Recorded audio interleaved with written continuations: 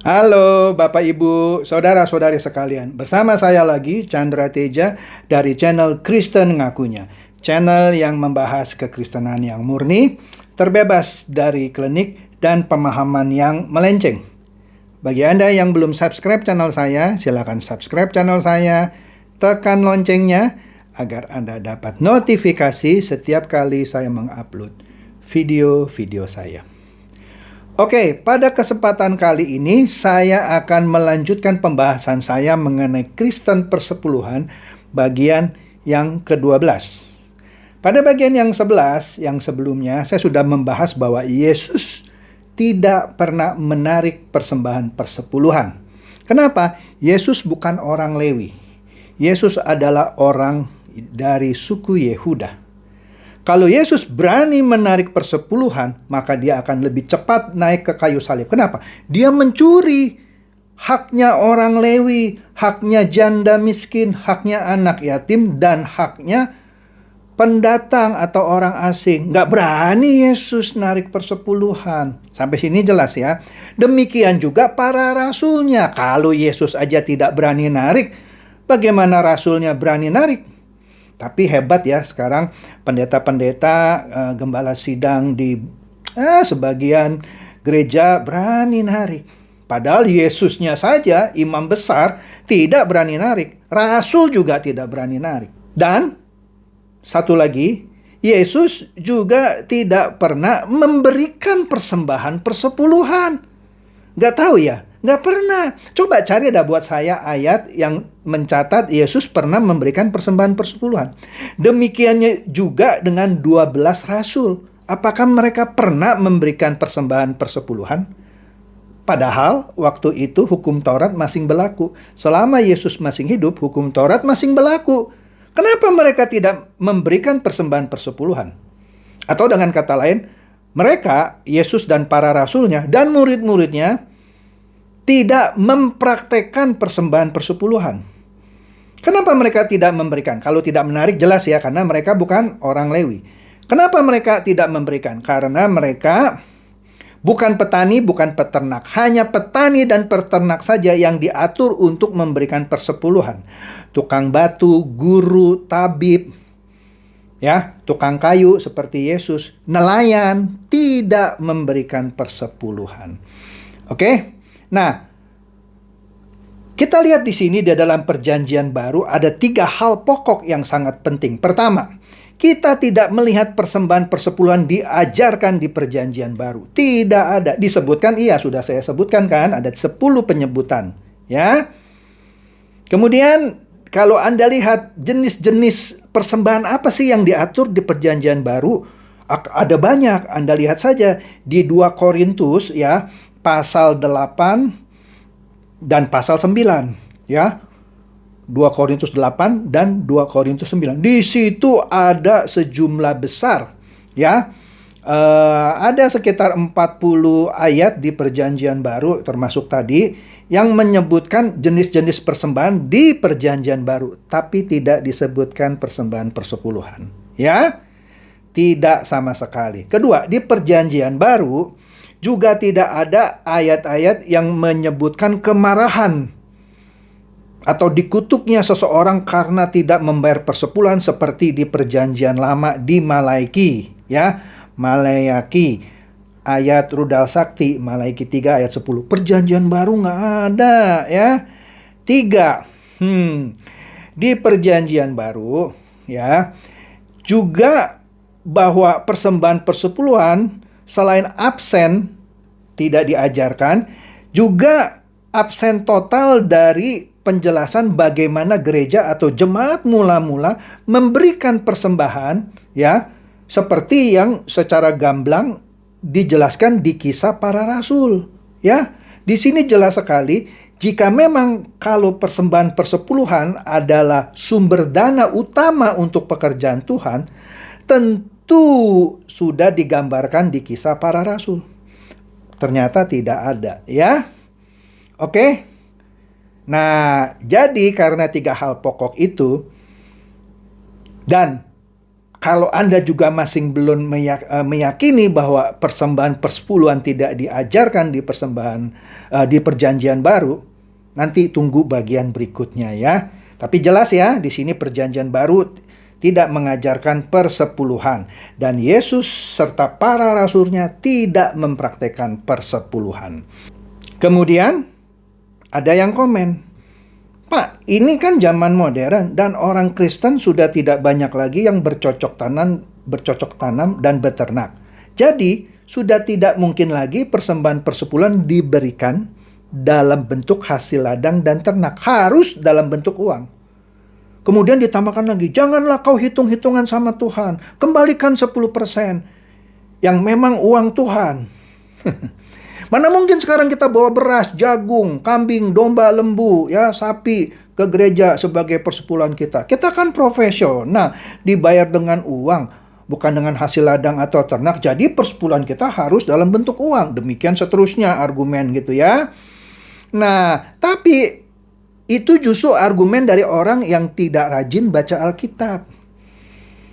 Pada zaman Perjanjian Lama, uang pun sudah ada. Orang-orang profesional seperti yang saya sebutkan, tabib, guru, tukang kayu, tukang besi, tukang batu, tukang bangunan, yang mendapat upah dalam bentuk uang, tidak memberikan persepuluhan. Silakan cek di Perjanjian Lama, ya kan?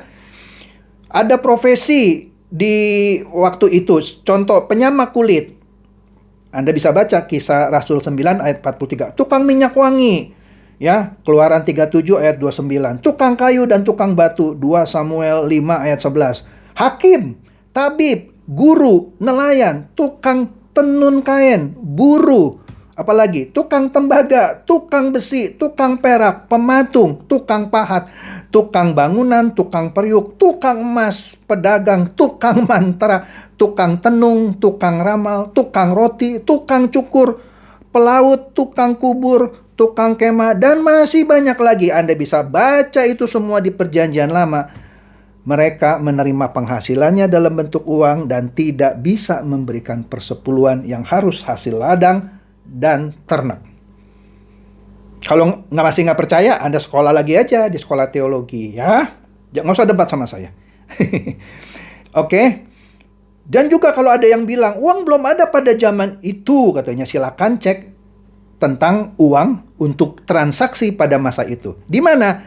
Kejadian 17 ayat 12. Sudah disebut uang dipakai untuk transaksi. Kejadian 17 ayat 13. Apalagi? Kejadian 17 ayat 23, Kejadian 17 ayat 27, Kejadian 34 ayat 12, Kejadian 42 ayat 25, Kejadian 42 ayat 7, dan masih banyak lagi. Perhatikan ayat-ayat tersebut yang ada di kitab Kejadian saja sudah banyak menyatakan ada uang pada saat itu. Jadi jangan lagi berargumen dulu kan nggak ada uang, Pak.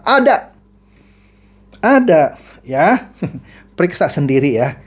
Jangan mau dibohongin lagi. Ya, astaga, kok tidak ada ayat yang mengatur untuk mereka yang profesinya dapat gaji, Pak? Ya, ini nggak adil dong, Pak. Masa cuma petani sama peternak yang harus bayar persepuluhan? Ya, jangan nanya saya, nanya Tuhan. Nanya Tuhan, ya. Saya nggak mau argumen, walaupun bisa saya jawab, nggak usah, tanya Tuhan saja. Ya, oke. Nah, di sini singkatnya, sistem persepuluhan pada zaman Israel itu, waktu Perjanjian Lama, adalah untuk menjamin semua orang Israel, bahkan orang asing, ya, beroleh cukup makanan. Jelas Tuhan waktu itu menciptakan sistem persepuluhan agar orang Lewi, ya, bukan untuk kaya raya, ya, bukan untuk dapat uang, tapi untuk dapat makanan. Kalau untuk dapat uang ya diatur dong, tukang batu, buruh, hakim, guru, bayar juga dong persepuluhan. Enggak. Iya kan? Nah, periksalah Alkitab Anda, siapa tahu Alkitab Anda beda gitu sama Alkitab saya gitu ya. Nah, jadi kenapa cuman harus makanan? Karena memang hanya untuk cukup makan, bukan cukup uang. Cukup makan ya. Jadi persepuluhan diatur Tuhan pada waktu itu supaya pendistribusian makanan merata. Oke. Jadi kalau kita lihat juga kehidupan Yesus dan para rasulnya, ya, mereka semuanya tidak ada yang dari suku Lewi, ya. Jadi tidak mungkin mereka berani ngambil persepuluhan. Mereka bisa dituduh sebagai pencuri hak orang Lewi, ya. Kita juga tidak pernah menemukan kejadian di mana Yesus dan para rasulnya mempersembahkan persepuluhan. Karena mereka bukan petani dan bukan peternak. Kebanyakan nelayan, bahkan ada pemungut cukai. Tidak bertani dan tidak beternak. Ya, Yesus sendiri sebelum mengabarkan Injil, dia membantu ayahnya kan. Tukang kayu dapat upah. Bayar persepuluhan, tidak ada. Ya, oke. Nah, oleh karena itu, Yesus saja yang gembala agung, bos besar dari semua gembala sidang gereja-gereja dunia, tidak berani mengaku-ngaku sebagai orang Lewi. Loh, kok sekarang gembala sidang dan pendeta berani ngaku orang Lewi rohani lo ya? Yesus aja gembala agung gitu ya, nggak berani ngaku orang Lewi. Bisa cepat naik kayu salib dia. Tapi orang Kristen modern ya, gembala sidang dan pendeta berani ngaku orang Lewi rohani. Aneh saya gitu ya, aneh. Ya, berani gitu ya. Dan menarik persepuluhan dalam bentuk uang pula. Dari mana ayatnya? Ya, jadi jelas bahwa Yesus dan para rasulnya saja tidak mempraktekkan persepuluhan. Tapi kenapa justru banyak orang lebih percaya kepada hamba Tuhan yang mengintimidasi mereka untuk memberikan persepuluhan atau terkutuk? Waduh, ini jahat loh. Menurut saya jahat. Karena Yesus saja gembala agung, bosnya dari seluruh gembala sidang di dunia, tidak berani narik persepuluhan. Tidak berani ngancam-ngancam. Loh, kok ini banyak yang ngancam-ngancam? Ya, orang Kristen harus lebih percaya kepada Yesus dan para rasulnya ketimbang hamba Tuhan yang mengintimidasi tersebut. Oke, jadi mulai sekarang jangan takut kalau Anda diintimidasi untuk memberikan persepuluhan. Mengajarkan kebenaran ini bukan berarti mengajarkan Anda untuk tidak memberi kepada gereja atau untuk pekerjaan Tuhan. Bukan. Berilah sesuai kemampuan Anda. Berilah sesuai apa yang ada pada Anda. Dan juga jangan pelit. Tetapi nggak usah takut dengan ancaman persepuluhan. Karena itu bukan persembahan bagi orang perjanjian baru. Jadi catat ya, saya bukan mengajarkan Anda untuk tidak memberi untuk pekerjaan Tuhan. Tetap beri.